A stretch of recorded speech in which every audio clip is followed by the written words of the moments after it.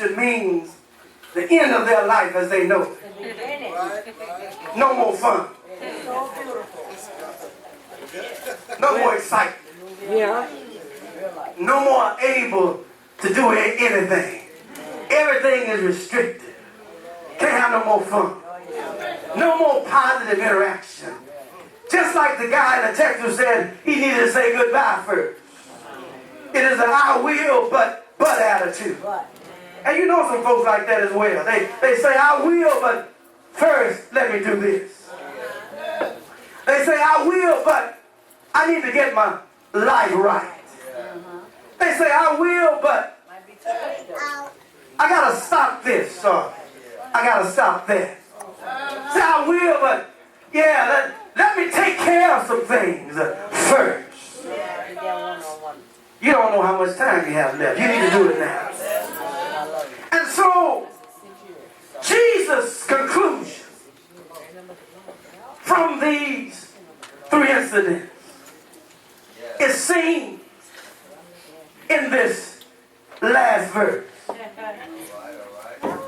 After these various encounters and these unacceptable responses for the call to discipleship, for the call to follow him, Jesus says, no man, having put his hand to the plow and looking back, is fit for the kingdom of God. Here, Jesus assesses the attitude. It's about an attitude. Tell your neighbor it's about an attitude. Here, Jesus assesses the attitude of those being called to follow him. And he determines, his conclusion is that your focus has to be right. He concludes that your perspective has to be right. What does he say? He says, he says, if you put your hand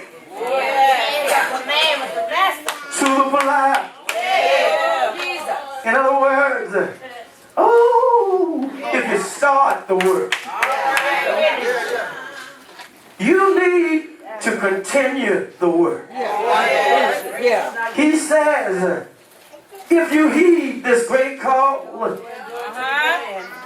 there is no looking back.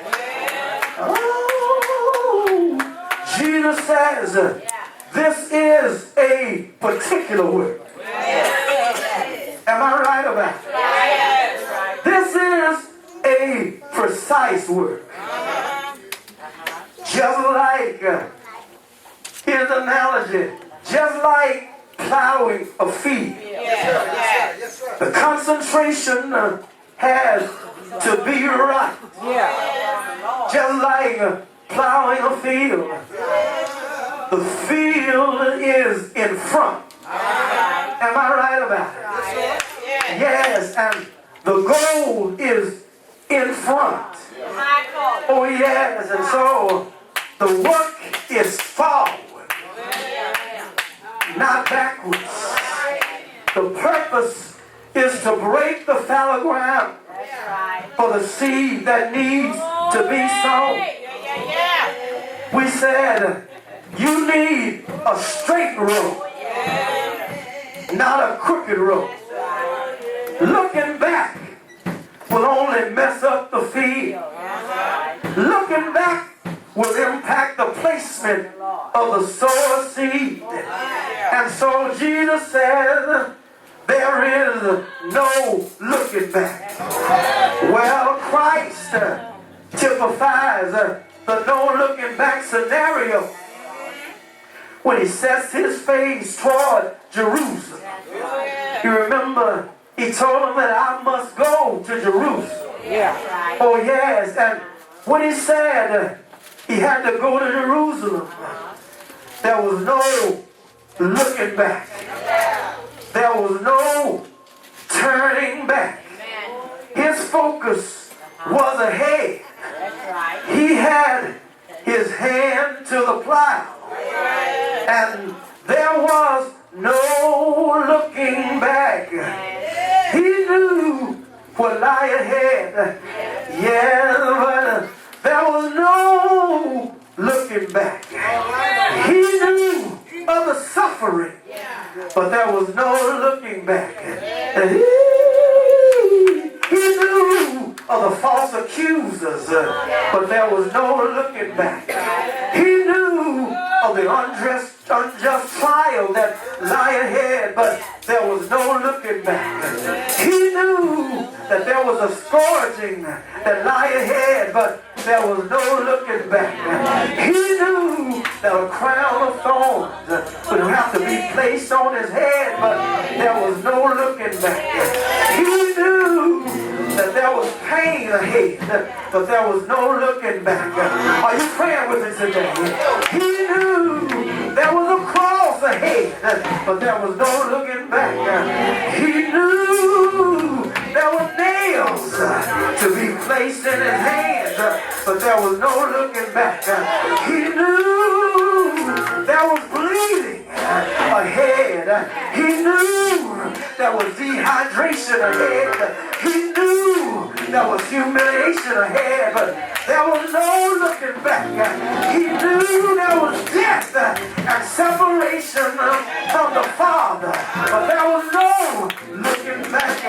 But he also knew, and I'm here to tell you today, you need to know also that there is another side that lays ahead. You need to know there is another side to the work. There is a joyful side.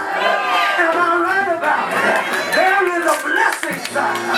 There is a hopeful side. There is an encouraging side. There is an exciting side. There is a miraculous side. There is a heavenly side. So you know what? He died on Friday.